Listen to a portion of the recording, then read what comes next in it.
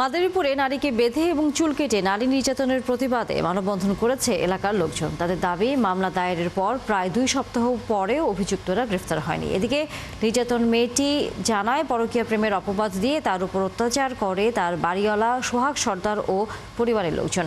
এ নিয়ে কথা বলার জন্য ঘটকচর এলাকায় ওই বাড়িতে গিয়ে কাউকে পাওয়া যায়নি। আরিফুর রহমানের তথ্যছবিতে বিস্তারিত। গত 1 অক্টোবর দুপুরে মাদারীপুর সদর উপজেলার ঘটকচর এলাকার সোহাগ সর্দার তার ভাড়াটিয়া এক প্রবাসীর স্ত্রীকে কৌশলে ডেকে নিয়ে পরকীয়া প্রেমের অপবাদ দিয়ে বাড়ির অন্যান্য লোকজন মিলে তার উপর অত্যাচার চালায়। মেয়েটির স্বজনরা জানায়, পূর্ব পরিকল্পিতভাবে সোহাগ সর্দারের পরিবারের লোকজন তার ঘরে ঢুকে দরজা জানালা বন্ধ করে মেয়েটির চুল কেটে দেয়। পরে তাকে বেঁধে মারধর করে আটকে রাখে। পরিবারের সদস্যরা খোঁজাখুঁজির এক পর্যায়ে তাকে গুরুতর আহত ও দড়ি বাঁধা অবস্থায় উদ্ধার করে। এ সময় দ্রুত মাদারীপুর জেলা সদর হাসপাতালের জরুরি বিভাগে নিয়ে গেলে চিকিৎসক প্রাথমিক চিকিৎসা শেষে তাকে ঢাকা মেডিকেলের বার্ন ইউনিটে পাঠান। পরে বিষয়টি জানাজানি হলে প্রতিবাদ করে এলাকার লোকজন। আমরা চাই এই সোহাগ সর্দার এবং জসিম সর্দার এর সাথে আরো যারা জড়িত আছে এই দর্শনকারী আমরা ফাঁসি চাই।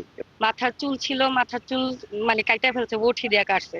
তারপরে এমন এমন জায়গায় ক্ষত হয়েছে, মনে করেন পুরো শরীরের ভিতরে মানে আছে, ক্ষত আছে।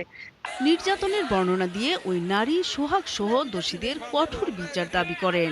আমি 2 মাস যাবত ওই বাসায় উঠছি ভাড়া।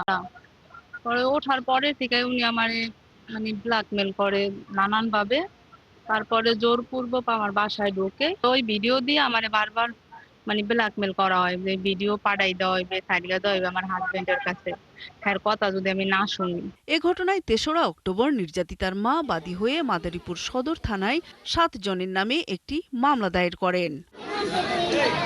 তবে পুলিশ বলছে ঘটনা তদন্ত করে দ্রুতই দোষীদের গ্রেপ্তার করা হবে।